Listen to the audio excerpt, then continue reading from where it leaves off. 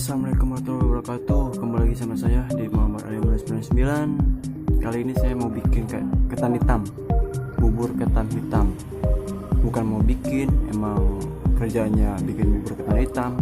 Karena jualannya, ya gitulah, jualan bubur lah di warung Murteka, warkop.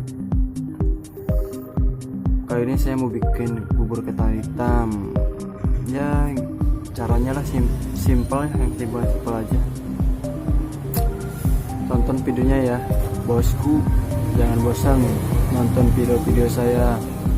Jangan lupa juga di share, komen, subscribe, klik share juga ke teman-teman kalian. Oke, dukung terus channelnya karena masih panjang prosesnya bosku. Oke, kita lanjut aja ke videonya. Videonya lagi ke TKP. Kita tonton gimana caranya bikin bubur ketan hitam. Apakah gampang? Apakah susah? Let's go.